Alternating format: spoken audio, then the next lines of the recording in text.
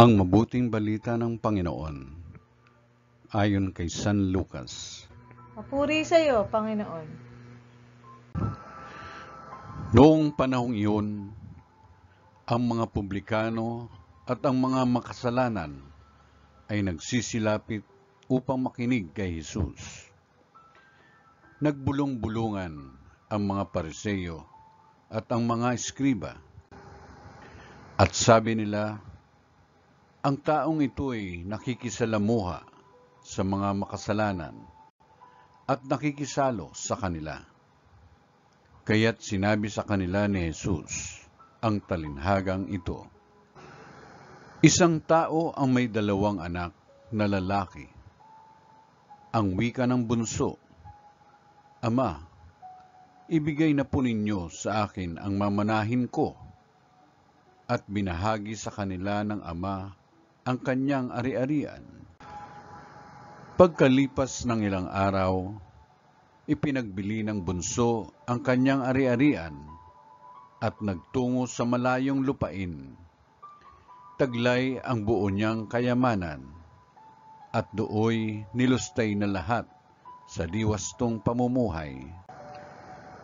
Nang malustay na niya ang kanyang kayamanan, nagkaroon ng matinding taggutom sa lupaing yaon at nagdalita siya.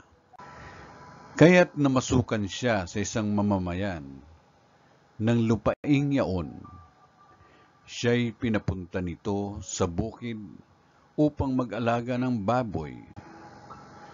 Ibig sana niyang punan ang kanyang pagkain kahit ng mga bungang kahoy na ipinakakain sa mga baboy, ngunit walang magbigay sa kanya. Nang mapag-isip-isip niya ang kanyang ginawa, nasabi niya sa sarili, ang mga alila ng aking ama ay may sapat na pagkain at lumalabis pa, samantalang ako'y namamatay ng gutom dito. Babalik ako sa kanya at sasabihin ko, Ama, nagkasala po ako sa Diyos at sa inyo. Hindi na po ako karapat-dapat na tawagin ninyong anak. Ibilang na lamang ninyo akong isa sa inyong mga alila. At tumindig siya at pumaroon sa kanyang ama.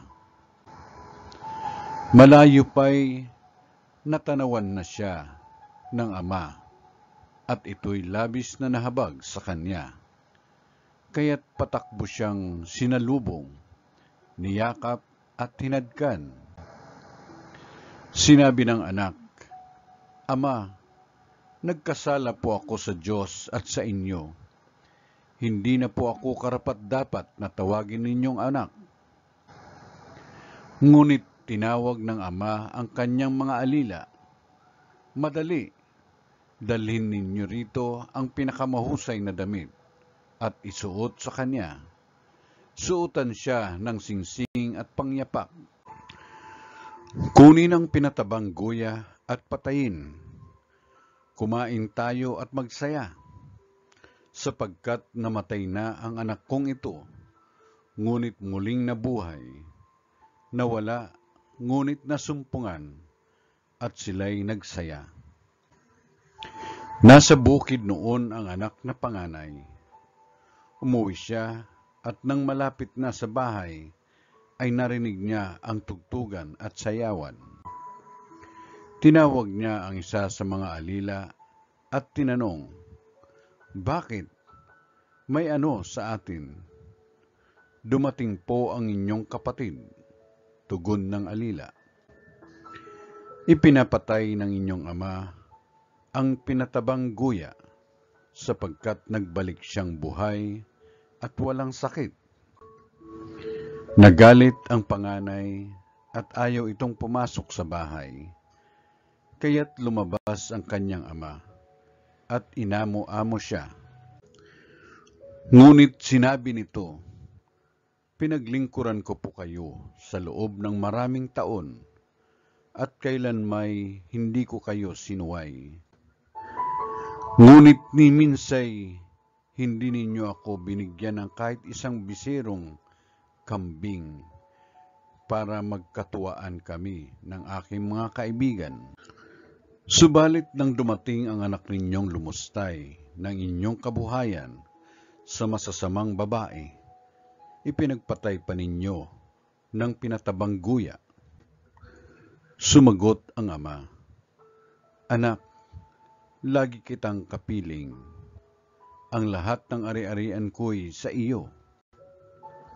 Ngunit dapat tayong magsaya at magalak, sapagkat namatay na ang kapatid mo, ngunit muling nabuhay, nawala, ngunit nasumpungan." Ang mabuting balita ng Panginoon. Pinupuri ka namin, Panginoong Hesuscristo.